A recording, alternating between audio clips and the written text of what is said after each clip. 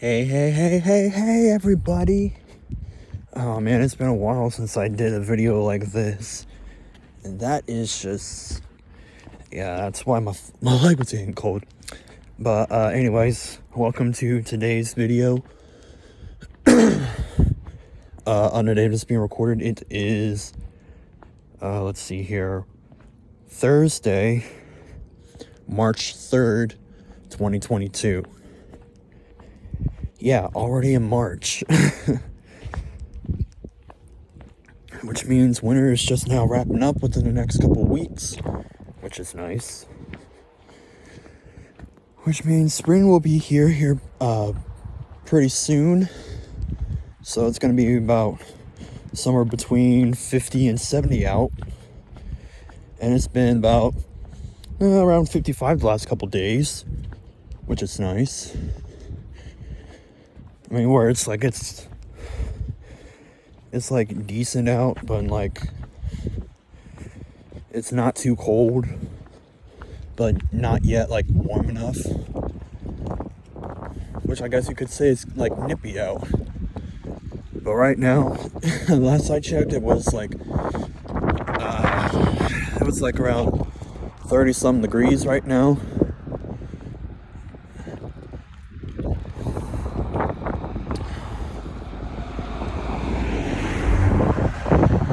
Yeah, it's like 30 some degrees out. And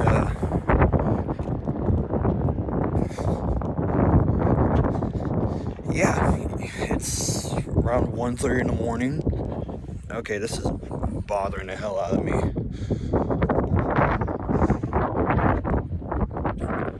Hold on, y'all. I gotta fix my damn shoes.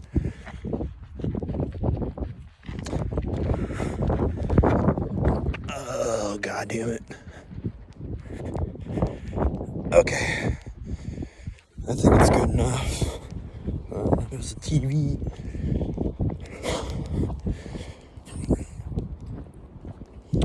Okay. But, anyways. Yeah, it's that time of night again for some free Taco Bell. You know,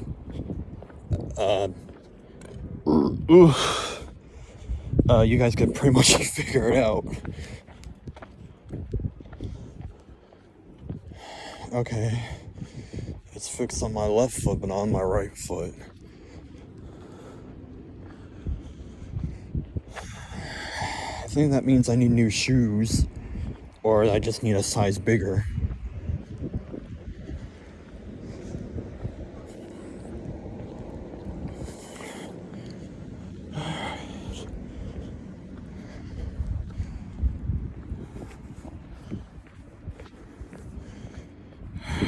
Okay, so since it is March, I'm gonna start having stuff get posted a little bit more.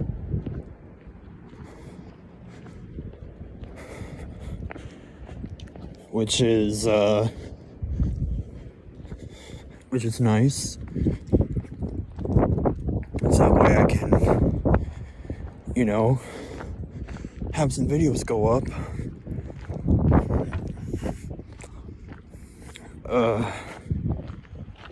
I mean, I've been following the news pretty much over the last couple months over Russia and Ukraine, and they did invade last week, which I knew was going to happen at some point.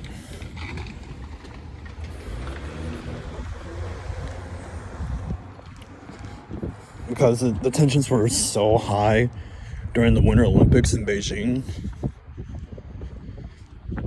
Yeah, that also means that Beijing is so far the first and only city that hosted the Winter and Summer Olympics.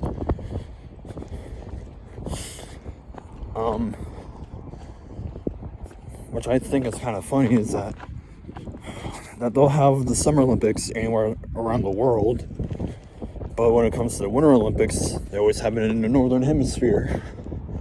Like, United States, Europe, Russia, China, Korea, Canada, They'll never have it in like Africa, South America, or hell, even Australia. But then again, why would you?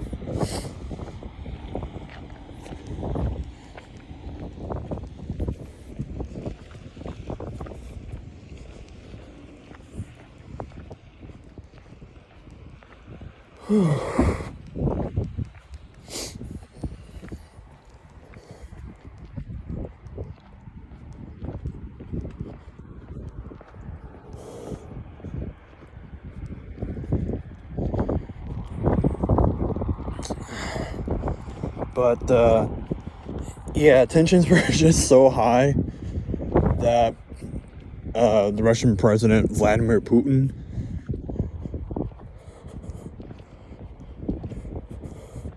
decided, hey, Volodymyr Zelensky, which is the president of Ukraine, he's like, hey, guess what?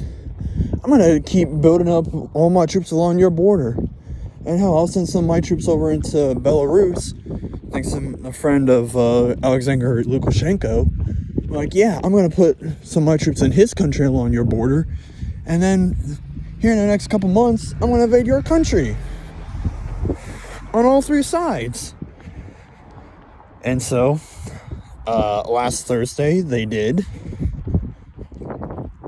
The 23rd of February, they invade. And as of right now, at the time this being recorded, Ukraine is putting up quite the hell of the resistance. Yeah, there have been a lot of bombings and like aerial attacks. I mean, sure, Russia is seizing ground from the Ukrainian people, but the Ukrainians are putting up a hell of a fight. Like, they're resisting pretty damn good. Now, mostly I do cover a lot of history and politics. It is possible I may or may not do a video on the entire Ukrainian-Russian war, like in total. I don't know yet, but from what I can tell you is that everyone on Twitter, Facebook, TikTok, everyone has been saying that Russia invading Ukraine is World War III. No, the war between the two countries has been going on for the last 8 years. Ever since Russia annexed Crimea. So, yeah. The war technically has been going on for years. And it's not the start of World War III. Although a small-scale war could turn into World War III.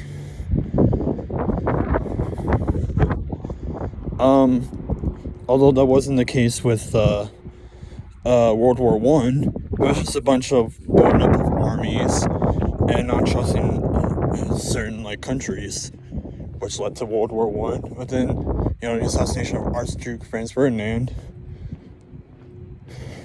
of the Austro-Hungarian Empire in Sarajevo, which is now in Serbia, was the final bullet of that, and that kind of led to World War I. Now, for World War II, there were a lot of things that were that were possibly considered. You have, there's the Second Sino-Japanese War. Because, the Japanese invaded Manchuria in China during the early to mid 1930s.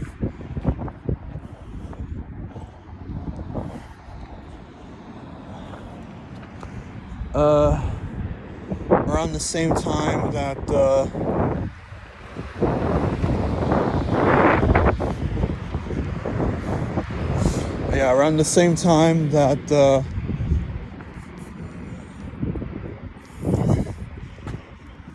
Italy was invading the Horn of Africa.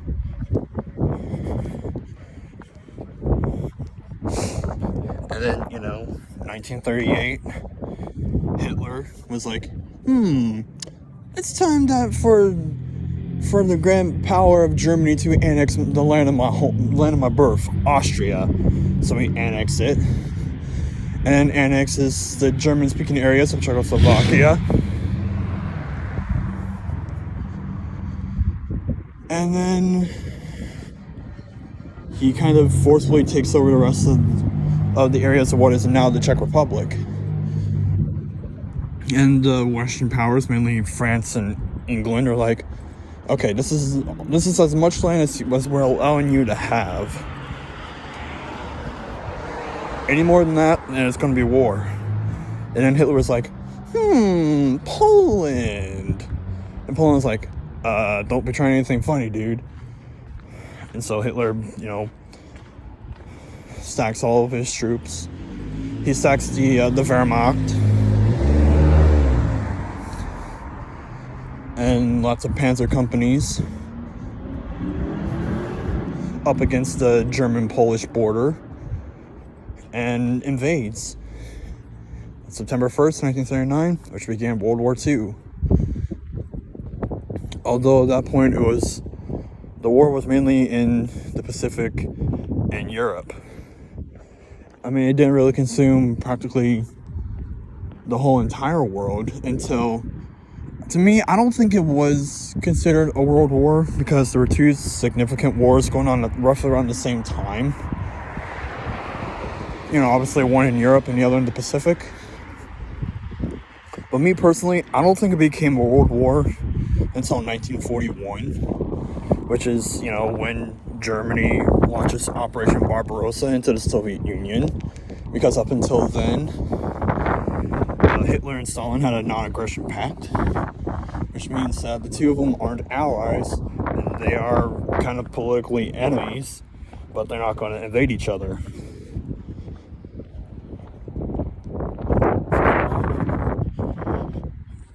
Because that way, Hitler can focus on conquering pretty much all of Europe, with Mussolini at his side.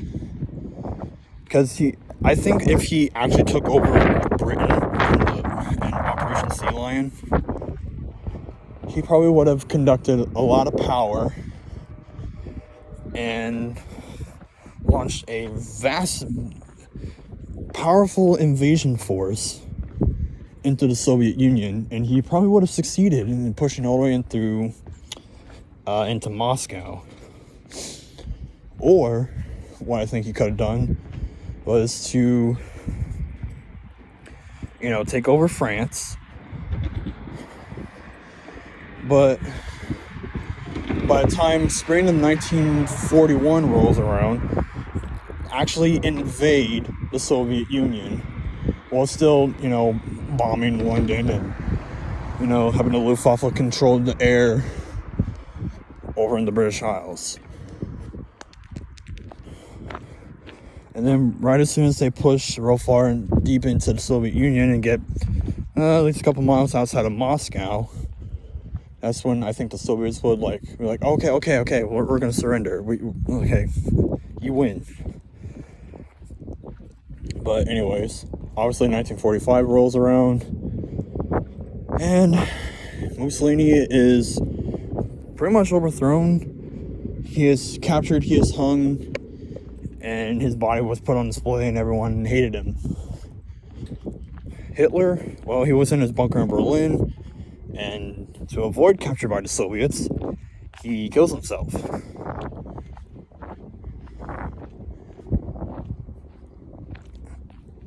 And the emperor in Japan, well, he was allowed to stay in power, but the Japanese were... Japanese is kind of an interesting subject when it comes to the end of the war. But, yeah. So, yeah, I don't think the war in Russia and Ukraine is gonna result in World War III. I don't think it will. I mean, like I said, sometimes smaller wars could institute and could combine into a world war. Like, for example, World War II, for example. The Second Sino-Japanese War was happening around the same time of Germany invading Poland in 1939.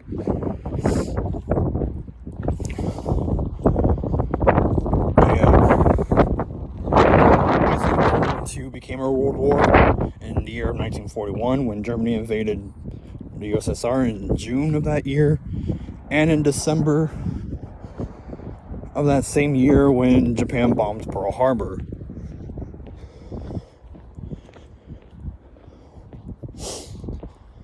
That was the last time we were actually attacked, that we actually had a formal declaration of war. Yeah, all the way back in World War II was the last time we formally declared war.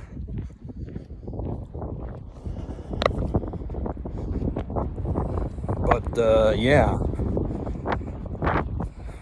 All I can say is that the whole situation in Ukraine is that the Ukrainians are putting up a hell of a resistance against the Russians. And pretty much the whole entire world is standing with Ukraine. Because everyone's calling the people of Russia fascists and Nazis. And I've been seeing a lot of memes all over the internet calling Putin pretty much Hitler. But personally, I don't think he should be labeled as that. If anything, I think Putin should be labeled as Stalin, because, well, Putin was a former KGB officer during the time of the Soviet Union, and he kind of was forced to accept democracy after the collapse of the Soviet Union and at the end of communism. I mean, communism kind of still exists, but not on a massive scale as, Russia. Because technically in today's world, there are really only 5 communist countries. 4 of the 5 are in Asia, and the other one is here in the Americas. It's actually Cuba. Yeah, Cuba's a communist country. And then the others are China, North Korea, Vietnam, and Laos.